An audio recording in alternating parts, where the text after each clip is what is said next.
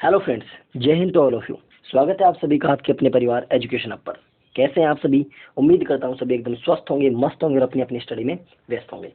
जैसा कि परसों आपको कहा था कि अब क्लासेस स्टार्ट करने वाले हैं हम, तो आज अपनी ये पहली क्लास है जीके की, राजस्थान जीके की स्टार्ट करें। टॉपिक वाइज टॉपिक आएगी, जैसे जो भी टॉपिक तैयार हो जाएगा उस टॉपिक की मैं क्लास आपको अपलोड करवा दूंगा, ठीक है। और साइको की क्लास बस 1 या 2 दिन में, या तो कल या संडे से कंटिन्यू आपकी स्टार्ट हो जाएगी। बस थोड़ा सा एक बार कंटेंट में थोड़ा टाइम लग रहा है, तो एक बार शुरू होने के बाद फिर आपकी रेगुलर रूप से स्टार्ट हो जाएगी। तो 2 क्लास की तो मैं कह सकता हूँ कि साइको की तो रेगुलर रूप से मंडे टू सैटरडे तक चलेगी, और जीके की जैसे जैसे टॉपिक होंगे, जैसे एक टॉपिक हो गया उसकी फिर क्लास, उसके बाद दूसरे टॉपिक की इस हिसाब से आपकी चलती रहेंगी। शुरुआत करते हैं आज की क्लास की। उससे पहले आप वीडियो को लाइक कर दीजिए, अपने दोस्तों के साथ शेयर कर दीजिए और सबको बुला लीजिए कि आज आप नई क्लासें आ चुकी है। आज का अपना टॉपिक है, इस टॉपिक में आपको मैं इतना यकीन दिला सकता हूँ कि इस टॉपिक में जो मैं आपको कंटेंट बता रहा हूँ, मैं ये नहीं कहता कि मैं सब कुछ जानता हूँ, ये नहीं जानता हूँ, इसकी कोई बात नहीं, बट जितना मैं बता रहा हूँ उससे आरएएस प्रीलिम्स तक का आप सब कुछ क्लियर कर सकते हैं, इतनी मैं गारंटी देता हूँ। तो जिस भी एग्जाम की आप तैयारी करें, चाहे वो किसी भी एग्जाम की आप तैयारी करें, उसमें ये अगर आपका टॉपिक है तो आप एक बार यहाँ से पढ़ लीजिए। इसके अलावा आपको कुछ भी पढ़ने की जरूरत नहीं है। बिल्कुल डिटेल में आपको एक एक पॉइंट बाय पॉइंट में आपको समझाता चलूंगा। शुरुआत करते हैं आज की क्लास की। अपना नया टॉपिक है 1857 की क्रांति, रिवोल्ट ऑफ 1857। 1857 की क्रांति हर एक एग्जाम में एटलीस्ट 1 या 2 क्वेश्चन इसका आता है, चाहे वो सेंटर की एग्जाम हो, चाहे वो स्टेट की एग्जाम हो, किसी भी एग्जाम में इस क्रांति से 1 आधा क्वेश्चन तो आ ही जाता है। तो राजस्थान में तो वैसे भी अपने क्वेश्चन आने आने। 1857 क्रांति के बारे में अपन शुरुआत करते हैं। तो पेन पेपर ले लीजिए हाथ में, आप खुद लिखेंगे वो ज़्यादा अच्छा रहेगा। हालांकि ये पीडीएफ अगर आपको चाहिएगी तो आप कमेंट में बता देना, मैं आपको टेलीग्राम का वहाँ पे लिंक है, वहाँ पे आपको पीडीएफ अपलोड करवा दूंगा। लेकिन उससे ज़्यादा अच्छा क्या रहेगा कि आप खुद अपना कंटेंट बनाए, खुद अपने हिसाब से लिखें, क्योंकि मैंने शॉर्ट एंड स्वीट लिखी है हर चीज़ें, ज़्यादा मतलब पूरी राम कथा मैंने नहीं लिखी, हर चीज़ को छोटे छोटे रूप में लिखा है। आराम से आप नोट्स बना बना के लिख सकते हैं। शुरुआत करते हैं इस टॉपिक की। तो पेन पेपर ले लीजिए हाथ में, धीरे धीरे अच्छे तरीके से नोट्स बनाते चलिए और आप इस टॉपिक को तैयार कर लीजिए।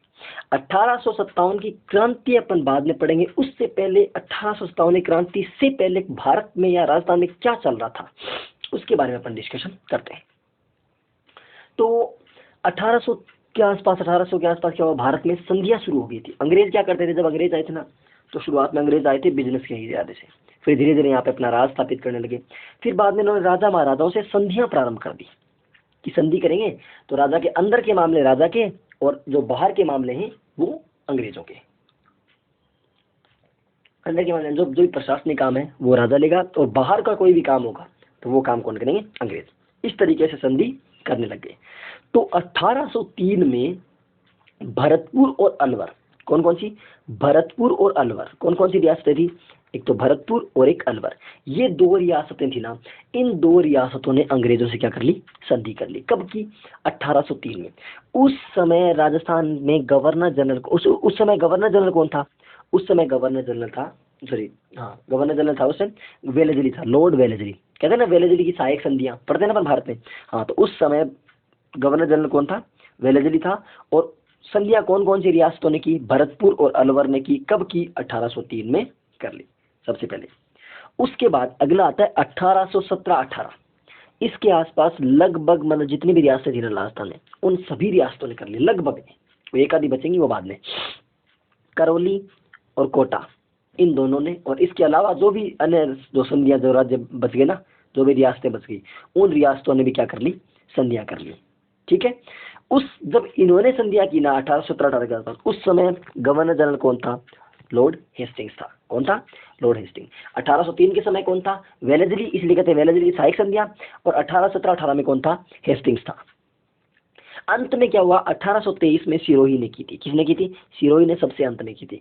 एक्चुअली बात ये हुई थी, सिरोही करने में तो शुरुआत में था, लेकिन पहले मारवाड़ के अंदर था।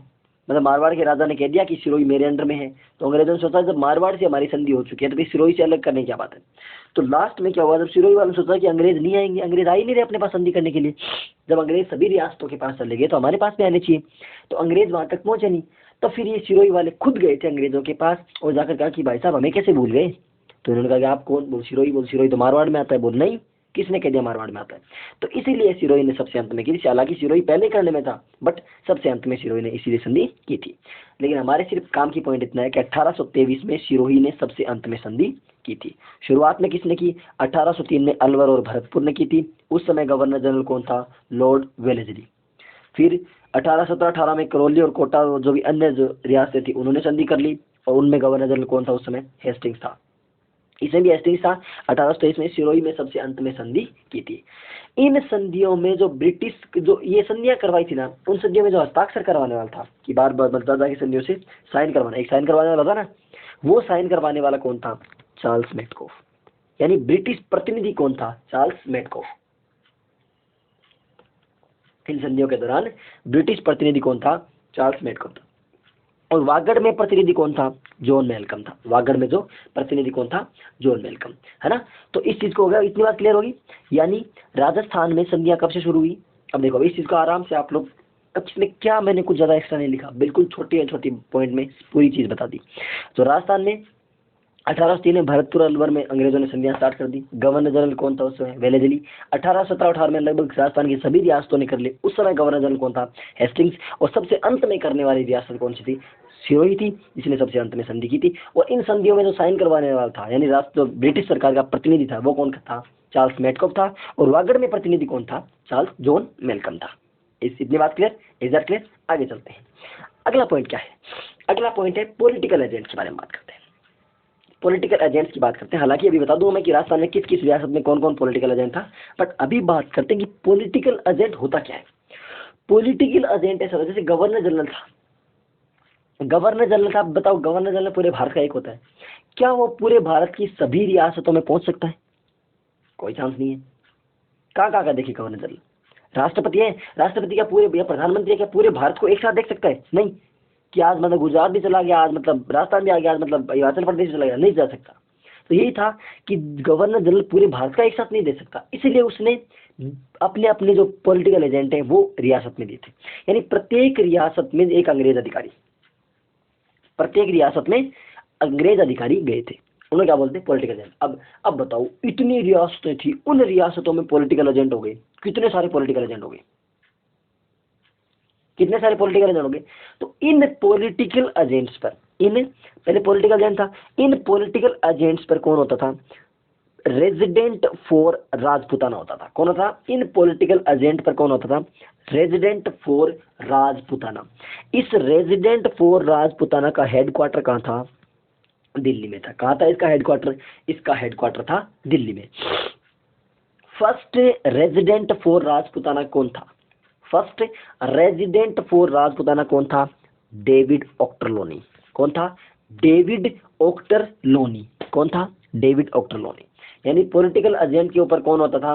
पॉलिटिकल एजेंट का कौन था कि जो ब्रिटिश जो गवर्नमेंट थी उसका एक प्रतिनिधि था जो हर एक रियासत में था। इस प्रतिनिधि के ऊपर कौन था? Resident for Rajputana. Resident for Rajputana. इस रेजिडेंट फॉर राजपुताना का हेडक्वार्टर कहाँ होता था? इसका हेडक्वार्टर होता था नई दिल्ली में। दिल्ली में, जब इसको नई दिल्ली बोलते ना, उसमें इसका क्या था? हेडक्वार्टर। और राजस्थान का जो फर्स्ट है, फर्स्ट एज जो रेजिडेंट फॉर राजपुताना कौन था? फर्स्ट कौन था? फर्स्ट था डेविड ऑक्टरलोनी। बाद में 1832 में इसका नाम बदल दिया। 1832 में क्या कर दिया? इसका नाम बदल दिया। और नाम बदल के क्या कर दिया? नाम बदल के कर दिया इसका एजेंट टू गवर्नर जनरल। क्या नाम कर दिया इसका? Agent to governor general. कब किया? 1832 में। 1832 में इसका नाम बदल क्या कर दिया? Agent to governor general. अब सोचो कि दिल्ली से एक आदमी राजस्थान पे कंट्रोल क्या कर सकता है? नहीं कर सकता, नहीं कर सकता ना। तो इसका हेडक्वार्टर कहाँ किया? फिर हेडक्वार्टर से किया अजमेर में। हेडक्वार्टर कहाँ किया? अजमेर में। यानी एजेंट टू गवर्नर जनरल, इसका नाम बदला 1832 में, और इसका हेडक्वार्टर कहाँ कर दिया? फिर हेडक्वार्टर कर दिया अजमेर में। पहले कौन था? Political agent. पॉलिटिकल एजेंट कौन था? रेजिडेंट फॉर राजपुताना, जिसका हेडक्वार्टर कहाँ होता था? दिल्ली में। राजस्थान का पहला रेजिडेंट फॉर राजपुताना पहला कौन था? पहला था डेविड ऑक्टरलोनी। और 1832 में इसका नाम बदले क्या कर दिया? एजेंट टू गवर्नर जनरल कर दिया। कौन कर दिया? एजेंट टू गवर्नर जनरल कर दिया। और इसका हेडक्वार्टर कहाँ कर दिया? इसका हेडक्वार्टर कर दिया अजमेर में। अब भाई साहब, अंग्रेज थे बिल्कुल गोरे गोरे, उनको लगने लगी गर्मी अजमेर में। अब गर्मी लगे तो कहाँ जाए? तो इन्होंने क्या किया, राजस्थान में ठंडी जगह कौन सी, आबू। तो 1845 में इन्होंने अपना हेडक्वार्टर कहाँ करवा लिया, हेडक्वार्टर इन्होंने करवा लिया आबू में शिफ्ट। कहाँ शिफ्ट करवा लिया, हेडक्वार्टर आबू में शिफ्ट कर लिया। कब करवा लिया, 1845 में शिफ्ट करवा लिया, ठीक है। लेकिन अब बात हुई कि यार आबू तो साइड में रह गया, सेंटर से कंट्रोल ज्यादा होता है ना, सेंटर से पूरे देश पे मतलब पूरे राज्य पे कंट्रोल ज्यादा होता है। तो इन्होंने 1864 में क्या किया, दो हेडक्वार्टर बनाए। सर्दियों में तो अजमेर, क्योंकि सर्दियों में कोई बात नहीं, इतनी ज्यादा धूप मतलब गर्मी नहीं पड़ती, और गर्मियों में आबू, ये दो क्या बनाए, हेडक्वार्टर। और आज भी गवर्नर सर्दियों में कहा जाते हैं, जयपुर में रहते हैं, और अजमेर तो है नहीं ना, राजधानी जयपुर ही है, और गर्मियों में कहा जाते हैं आबू जाते हैं, गवर्नर जो है राज्यपाल है उनका। और first agent to governor general कौन था, अब्राहम लोकेट था। कौन था, Abraham Lockett. First resident for Rajputana कौन था, डेविड ओक्टलोनी। और फर्स्ट गवर्नर जनरल कौन था, agent to governor general, AGG. Agent to governor general कौन हो गया, एजीजी। तो फर्स्ट एजीजी कौन था, अब्राहम लोकेट था। कौन था, Abraham locate. Is that clear, कोई डाउट इसमें। यानी पॉलिटिकल एजेंट होता है, उस पॉलिटिकल एजेंट पे कौन था, resident for Rajputana. Resident Rajputana का हेडक्वार्टर कहाँ, दिल्ली में। पहला कौन था, पहला था डेविड ओक्टलोनी। इसके बाद 1832 में इसका नाम बदला, नाम बदले क्या कर दिया, एजेंट टू गवर्नर जनरल, जिसका हेडक्वार्टर कहाँ था, अजमेर में। फर्स्ट कौन था, अब्राहम लोकेट। 1845 में इसका हेडक्वार्टर शिफ्ट कहाँ किया, आबू में। और 1864 में दो हेडक्वार्टर बना दिए, सर्दियों में तो आबू, सर्दियों में तो अजमेर, और गर्मियों में आबू। इज दैट क्लियर, आगे चलते हैं। अब बात आती है आगे क्या, कि संपूर्ण भारत की बात करते हैं। अब 1857 क्रांति से पहले का मामला हो गया, अब 1857 क्रांति के मेन मुद्दे पर अब आते हैं। चलिए अब मेन मुद्दा उठाते हैं 1857 क्रांति का।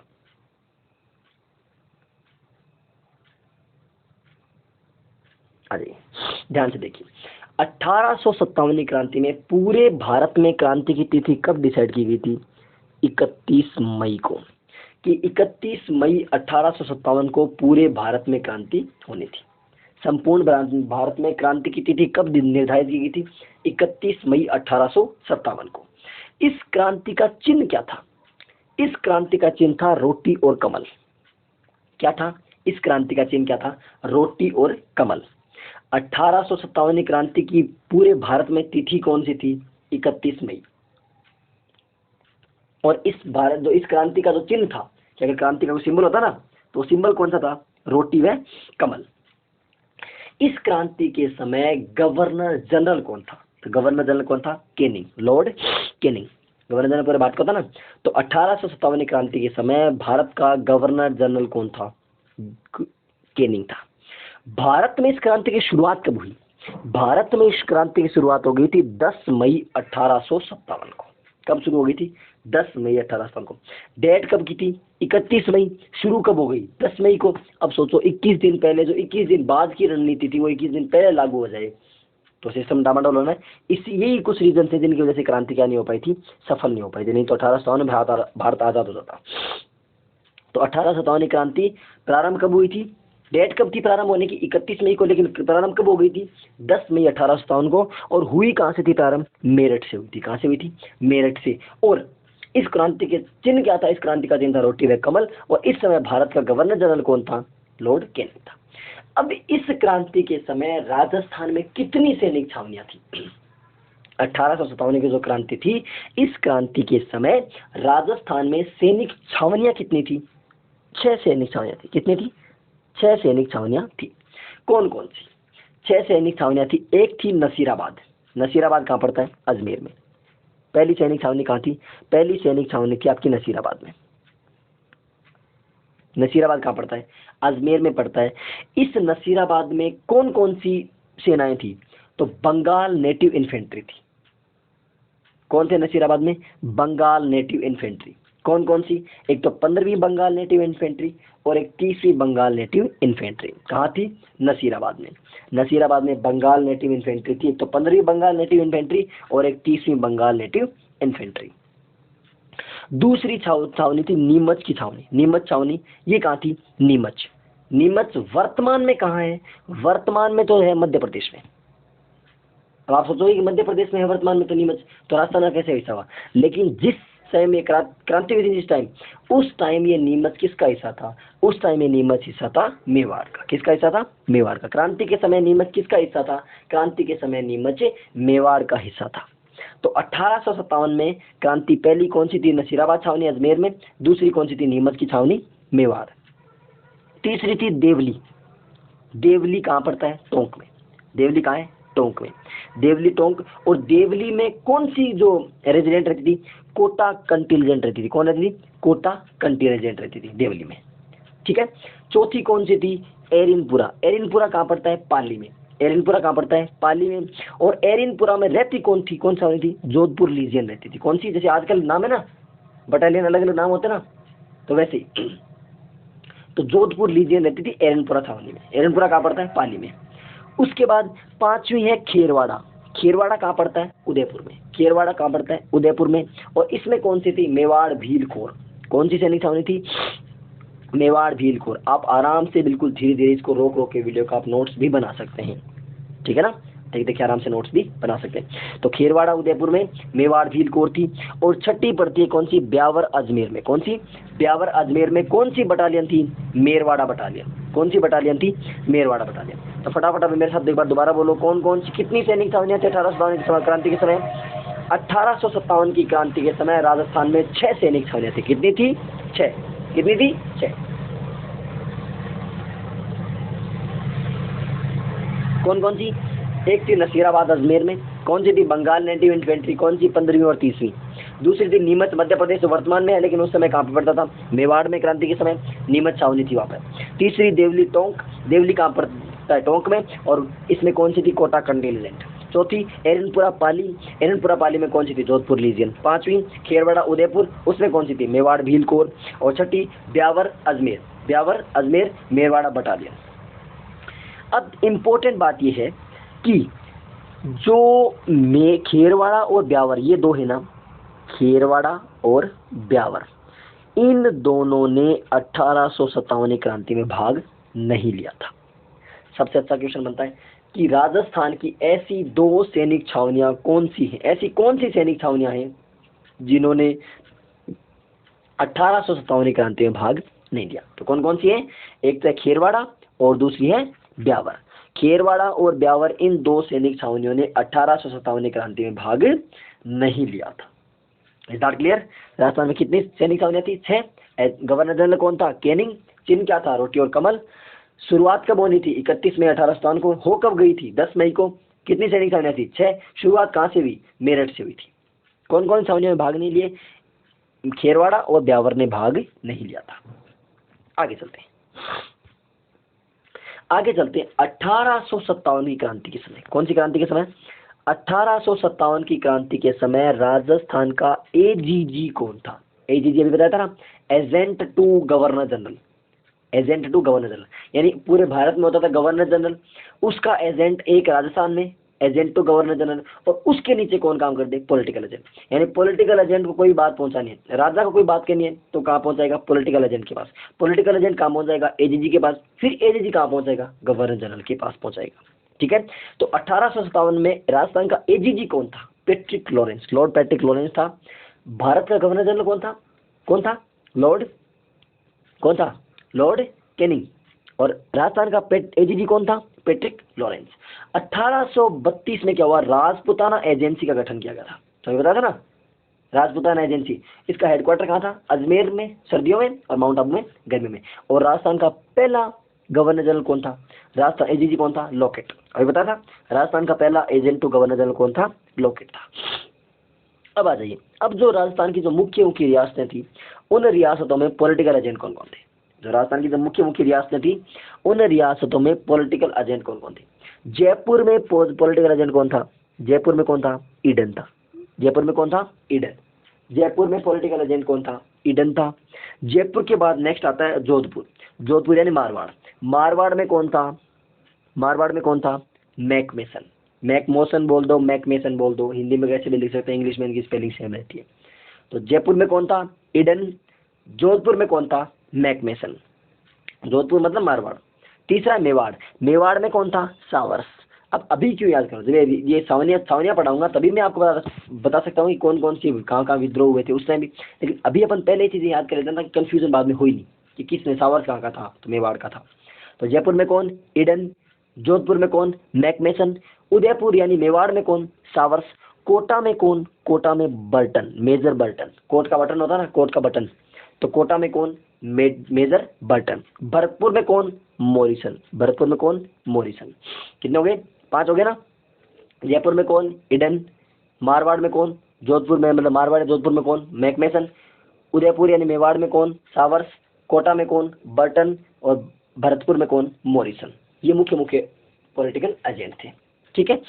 अब ये जो मेन इसका मुद्दा क्या था, आज़ादी, हालांकि बहुत सारे रीजन थे, लोग मतलब जो इसके 18 क्रांति की बहुत सारे रीजन थे, बट मेन मुद्दा जब आज ये भड़की क्यों बात, ये बात इसलिए भड़की कि जो ब्राउन बेस जो राइफल थी ना, उसके कारण।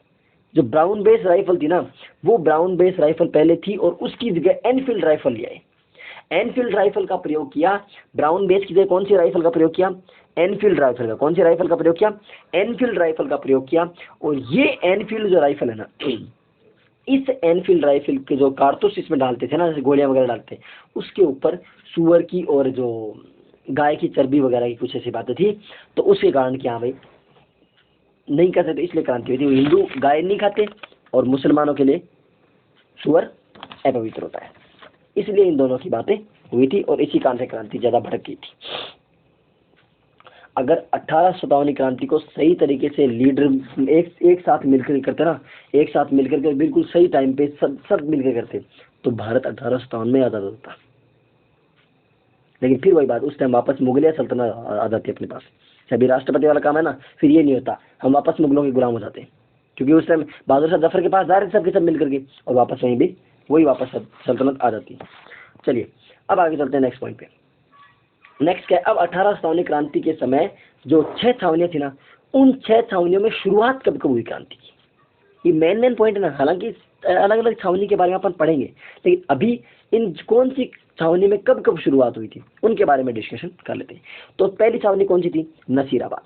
पहली छावनी कौन सी थी, नसीराबाद। नसीराबाद में कब शुरुआत हुई, नसीराबाद में हुई थी 28 मई 1857 को। शुरुआत सब में 1857 को हुई थी। देखो 28, 3, 5, 21, 8, 15, ये थी मुख्य।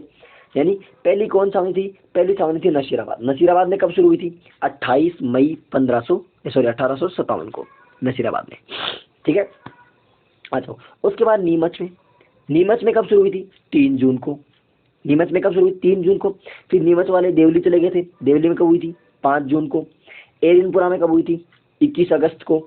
बिठोड़ा का जो युद्ध हुआ था वो कब हुआ था, 8 सितंबर को। और कोटा का जो जन विद्रोह था वो कब हुआ था, 15 अक्टूबर को। ये कुछ मुख्य मुख्य तारीख है। हालांकि जब अपन छावनियां पढ़ेंगे ना, जो विद्रोह पढ़ेंगे, छावनियां पढ़ेंगे, युद्ध पढ़ेंगे, उनमें इनकी डेट आ जाएगी कि कौन सी डेट को क्या क्या हुआ था। ठीक है ना। तो कब, नसीराबाद 28 मई, नीमच 3 जून, देवली 5 जून, एरिनपुरा 21 अगस्त, बिठोड़ा का युद्ध 8 सितंबर, कोटा का जन विद्रोह 15 अक्टूबर को हुआ था। अब देखो अलग अलग तारीख पे हो रहे हैं, तारीख पे तारीख, तारीख पे तारीख, तारीख पे तारीख, इसीलिए क्रांति क्या नहीं हो पाई थी, सफल नहीं हो पाई थी। आगे चलिए, ये चीजें समझ में आ गई। अब इस क्रांति की पहली छावनी पड़ती जहां से, मतलब लड़ाई शुरू कहां से हुई, आग इस क्रांति की लगी कहां से, नसीराबाद से। नसीराबाद में क्रांति की शुरुआत कब हुई, 28 मई 1857 को। कब शुरुआत हुई, 28 मई 1857 को। हुआ क्या था, देखो यहाँ क्या था, जो 15वीं और 30वीं बंगाल लैंडी में इन्फेंट्री है ना, ये यहाँ पर थी और इनको बाद में नसीराबाद भेज दिया। पहले अजमेर में थी 15वीं और 30वीं जो बंगाल नेटिव इन्फेंट्री थी। ये विद्रोह हुआ था तो उस टाइम भारत में 10 मई को शुरू हो गया था। तो अंग्रेजों को लगा कि यार ये यहाँ वाले हैं ना, ये भी विद्रोह कर सकते हैं, तो इनको कहाँ भेज दिया, नसीराबाद भेज दिया, 15वीं और 30वीं बटालियन को यहाँ से। और जो अजमेर में बम्बई लांसर्स को नियुक्त कर दिया। एक तो इनको यहाँ से भेज दिया, बंगाल नेटिव इन्फेंट्री को यहाँ से लेकर के नसीराबाद भेज दिया, वहाँ आपका ट्रांसफर कर दें, और बम्बई लांसर्स को यहाँ पे नियुक्त कर दिया। अब बात तो बिगड़ेगी, तो बात बिगड़ गई। इन्होंने पूछा क्यों भेज रहे हो, बोल नहीं ऐसे ऐसे भेज रहे, ऐसे ऐसे भेज रहे, आपस में बात होगी। इस बात को लेकर क्या हो गया दोनों में, मतलब वो कहा सुनी वाली बात होगी, वहाँ पे क्रांति शुरुआत कर दी। इन्होंने जो एक अंग्रेज अधिकारी था वहाँ पे, प्रिचार्ड, अंग्रेज अधिकारी कौन था? प्रिचार्ड। उन्होंने कोई आदेश दिया, इन्होंने उसका आदेश नहीं माना। कौन है तू? हम जानते नहीं तेरे को, कब तक तेरा आदेश माने, क्योंकि तुझे हमारे पर कोई विश्वास ही नहीं है। हम जब अजमेर में थे, अंग्रेजों की पूरी वफादारी कर रहे थे, हमें नसीराबाद भेजा। क्यों भेजा? ताकि हमारे ऊपर विश्वास नहीं था ना, इसलिए भेजा। और जो बम्बई लांसर्स हैं उनको आपने वहां पे नियुक्त किया है, क्योंकि वो आपकी बटालियन है अंग्रेजों की, इसलिए हमें आप पे विश्वास नहीं है। इन्होंने क्या कर दिया? विद्रोह कर दिया। और 15वीं नेटिव इन्फेंट्री ने, कौन सी ने? 15वीं नेटिव इन्फेंट्री ने 28 मई को क्या कर दिया? विद्रोह कर दिया। अंग्रेज अधिकारी कौन था? प्रिचार्ड, इसकी आदेश नहीं माना, और 15वीं नेटिव इन्फेंट्री ने 28 मई को क्या कर दिया? विद्रोह कर दिया। अब यहाँ पर कौन थे? यहाँ पर एक तो था कर्नल न्यूबरी, कर्नल न्यूबरी था, एक था कैप्टन स्पॉटिसवुड। कर्नल न्यूबरी और कैप्टन स्पॉटिसवुड, इन दो की क्या कर दी? हत्या कर दी। किन्होंने? इन क्रांतिकारियों ने अंग्रेजों को मारना शुरू कर दिया। कर्नल न्यूबरी को और कैप्टन स्पॉटिसवुड को, इन दोनों को नसीराबाद में सुलटा दिया। लोक और हार्डी, लोक और हार्डी दो अंग्रेज अधिकारी थे, इन क्या हो गए? बीच में घायल हो गए। यानी आपसे पूछ सकते हैं, हालांकि इतना हम डिटेल में नहीं जाएंगे, इतना डिटेल जाता है आरएस मेंस में, प्रीलिम्स में। तो किस किस को मारा? मारा किन्होंने? सैनिकों ने। किस किस को मारा? कर्नल न्यूबरी को मारा, और कहाँ मारा? नसीराबाद में। और कैप्टन स्पॉटिसवुड को भी कहाँ मारा? नसीराबाद में। और कौन कौन घायल हुए? लोक और हार्डी। नसीराबाद की इन्होंने फिर उसके बाद नसीराबाद की छावनी को लूटा। लूटने का मतलब ये नहीं कि वहाँ कोई पैसे वैसे लेगा, नहीं। जो अंग्रेजों का सामान, कारतूस वगैरह, हालांकि पैसे वैसे भी थे, वो सब लेके, और लेकर के यहाँ कहाँ चले गए? और तो कहाँ जाए? अब विद्रोह तो कर दिया, अब जाएगा तो बोले यार दिल्ली चलो। बोल दिल्ली क्यों? बोल दिल्ली वहाँ कौन है? बहादुर शाह जफर है ना, उसको बोलेगी तो हमारा लीडर बन जा और तू विद्रोह कर दे हमारे साथ। तो इसलिए दिल्ली की तरफ चले गए। तो उन्होंने सैनिक छावनी को लूटा वहां से, और कहाँ चले गए? दिल्ली की तरफ चले गए। कब चले गए? 1857 में 28 मई को इन्होंने क्रांति की, और क्रांति करके उन्होंने दो अंग्रेजों को मारा। कौन कौन से को मारा? स्पॉटिसवुड को और न्यूबरी को, और लोक और हार्डी वहां पे घायल हो गए, और ये कहाँ चले गए? दिल्ली चले गए। कहाँ चले गए? दिल्ली। और अतः राजस्थान में 1857 क्रांति की शुरुआत कहाँ से हुई थी? नसीराबाद से। भारत में कहाँ से शुरू हुई थी? मेरठ में। मंगल पांडे याद है? मंगल पांडे। तो भारत में वहां शुरू हुई थी 10 मई 1857 को, और राजस्थान में 28 मई 1857 को शुरू हुई थी। कहाँ से? नसीराबाद से। क्यों हुई? पता चल गया। किस किस को मारा? न्यूबरी और स्पॉटिसवुड को। और घायल कौन कौन? लोक और हार्डी। और यहाँ पे कौन सी नेटिव इन्फेंट्री थी? 15वीं और 30वीं। विद्रोह किसने किया? 15वीं नेटिव इन्फेंट्री ने। वहां पर लगाया किसको? बम्बई लांसर्स को। उनको नसीराबाद भेज दिया। कहाँ से? अजमेर से नसीराबाद भेज दिया था। Is that clear? तो ये आपकी नसीराबाद की जो छावनी थी उसके बारे में बात हो चुकी है। अगली छावनी पढ़ते हैं। अगली छावनी अपनी नीमच। नीमच कहाँ पड़ता है? वर्तमान में मध्य प्रदेश में। उस समय कहाँ था? उस समय था आपका मेवाड़ में। तो नीमच के बारे में। नीमच में इसकी क्रांति की शुरुआत कब हुई थी? 3 जून 1857 को। नीमच में क्रांति की शुरुआत कब हुई थी? 3 जून 1857 को शुरुआत हुई थी। इस समय अंग्रेज अधिकारी कौन था? वहां पर था कर्नल एबोट। कौन था? कर्नल एबोट था। अंग्रेज अधिकारी कौन था? कर्नल एबोट था। उसने 2 जून को, मतलब क्या हुआ, कहानी ऐसी थी कि क्रांति शुरू होगी उधर। अब उधर क्रांति शुरू हुई कहाँ पे? नसीराबाद में। तो अंग्रेजों को लगा कि यार इनका नंबर तो यहाँ भी ले सकते अपन। तो उसने 2 जून को बुलाया, बुलाओ सारे हिंदू आ जाओ, मुसलमान सब आ जाओ इधर। बुला गई, कसम खाओ। हिंदुओं को गंगा की कसम खिलाई या गीता की खिलाई, और अंग्रेजों को कुरान की कसम खिलाई। बोल कसम खाओ। बोल क्यों? बोल बस खाओ। तो कसम खाओ। तो अब क्या करें? हीरा सिंह था उसने कहा, बोल ना मैं तो नहीं खाऊंगा। तो बात बिगड़ गई। बोल क्यों नहीं खाएगा? तो उसको ले जाके साइड में समझाया, इनसे कसम खिलवाई। अब ये कसम तो इन्होंने खा ली। जो एबोट है ना, एबोट, कर्नल एबोट ने इनसे कसम खिलाई।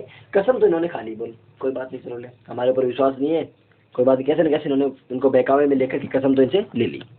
कसम ले ली। अब इन्होंने रात को जब इकट्ठे बोल के, यार हमसे कसम ले ली, इसका मतलब हमारे पर कोई विश्वास नहीं करता, और कुछ ना कुछ गड़बड़ है। तो बोल कुछ नहीं, विद्रोह कर दो। क्या कर दो? विद्रोह कर दो। यानी 2 जून को तो कसम खाई रात को, और 3 जून सुबह के उठते क्या कर दिया? बोल विद्रोह कर दिया। एबोट आया, बोल तक क्या है, क्यों कर रहे हो? और बस तुझे हमारे ऊपर विश्वास नहीं है। बोला कसम तो कल तो आप लोगों ने कसम खाई थी। बोला अरे कसम तो आप लोगों ने भी खाई थी अंग्रेजों ने कि हम आंतरिक मामलों में नहीं करेंगे। तो बोले हमने कहाँ छेड़े आंतरिक मामले? बोला अभी लखनऊ में देख लो, लखनऊ में जो नवाब था उसको हटा करके आपने मतलब उससे पूरी रियासत को हड़प लिया। झांसी में आप लोग हड़पने की कोशिश कर रहे हो। तो जो आप अपने वादे पर नहीं खड़े रह सके, हम क्यों रहे? तो अब क्या हुआ, 3 जून को उन्होंने क्या करके विरोध किया। तो नीमच में विद्रोह कब हुआ, 3 जून 1857 को। इस विद्रोह का लीडर कौन था, हीरा सिंह था। नीमच में इस विद्रोह का लीडर कौन था, हीरा सिंह था। वहां पर क्या हुआ, वहां से 40 अंग्रेज थे ना, अब वो अंग्रेजों को मारने लगे, अंग्रेजों को मारने लगे। वहां से 40 अंग्रेज अपने बीवी बच्चों के साथ वहां से भाग गए। 40 अंग्रेज, बच्चे और महिला भी थे, उनके साथ वो कहाँ भाग गए, भागने लगे। भागते भागते कोई गांव में पहुंचे, तो वहां पे डूंगला नामक गांव था। डूंगला नामक कोई गांव, कौन सा गांव था, डूंगला। कौन सा गांव था, डूंगला।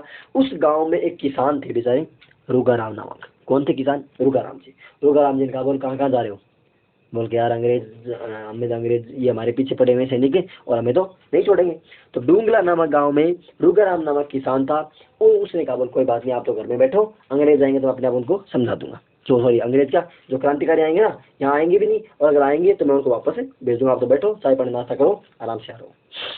तो 40 कितने अंग्रेज भागे, 40 अंग्रेज भागे।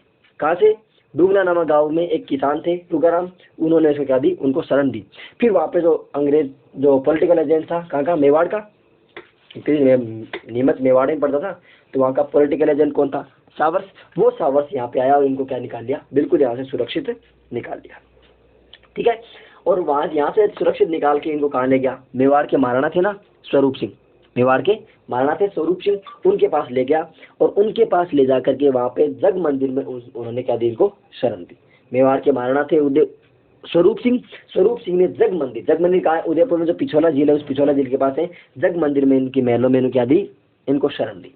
फिर सावर्स के आने की खबर मिली, और खबर मिलकर जो क्रांतिकारी थे वो कहाँ चले गए, देवली चले गए। कहाँ चले गए, देवली। देवली कहाँ पड़ता है, टोंक में। यानी बात समझ में आ गई, कौन सी, कब हुआ था, नीमच में हुआ था। कब, 1857 में 3 जून को।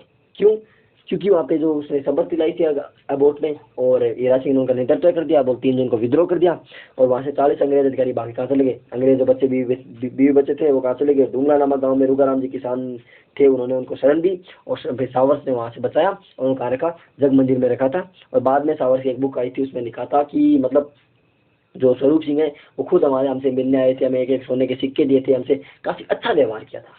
तो काफी तारीफें भी सुनने में मिली स्वरूप सिंह की, क्योंकि बीवी बच्चों से तो कोई दुश्मनी थी नहीं ना, दुश्मनी तो अंग्रेज अधिकारियों से थी, ब्रिटिश सरकार के खिलाफ थी इसलिए। और बाद में सावर्स के आने की खबर सुनी, तो खबर सुन करके क्रांतिकारी कहाँ चले गए, सारे के सारे क्रांतिकारी चले गए देवली की तरफ। और बीच में क्या हुआ, जो क्रांतिकारी आए थे ना, क्रांतिकारी, इन क्रांतिकारियों का शाहपुरा में स्वागत किया था। कहाँ पे स्वागत किया था, शाहपुरा में। शाहपुरा में इन क्रांतिकारियों का स्वागत किया, किसने किया, लक्ष्मण सिंह ने किया था। किसने किया था, लक्ष्मण सिंह ने इन क्रांतिकारियों का शाहपुरा में क्या किया था, स्वागत किया था। ठीक है ना। और निम्बा हेड़ा एक जगह पड़ती है, निम्बा हेड़ा में किसने किया था, जनता ने इनका स्वागत किया था। ये बात मतलब आर एस प्रीलिम्स के लिए है कि कौन कौन सी, शाहपुरा में इनका स्वागत किसने किया था, लक्ष्मण सिंह ने किया था। और इन सैनिकों का स्वागत निम्बा हेड़ा में किसने किया था, जनता ने किया था। उसके बाद ये कहाँ चले गए, देवली। अब देवली की बात कर लेते हैं। देवली की बात करेंगे, फिर एरनपुर अपन पढ़ेंगे नेक्स्ट क्लास में। देवली में क्योंकि 3 को वहाँ क्रांति करके, 4 को माराकोटी करके 5 को भाग गए देवली में उधर से देवली में महिदपुर टुकड़ी थी, एक महिदपुर टुकड़ी वहाँ से नीमच वाले आ गई, देवली की महिदपुर टुकड़ी, और उधर से नीमच वाले आ गए, दोनों आपस में मिल गए, और दोनों के दोनों मिलकर कहाँ चले गए, दिल्ली चले गए। यानी देवली में कोई क्रांति वांति वैसे कुछ नहीं हुई, बस देवली टोंक में 5 जून को वो सैनिक आए, वहाँ से नीमच वाले आ गए, और इधर से महिदपुर छावनी थी ना, वो दोनों आपस में मिले और कहाँ चले गए, दिल्ली का रूट था उस टाइम कि दिल्ली में चलो, वहाँ अपने दिल्ली में है तो वहाँ दिल्ली चले गए।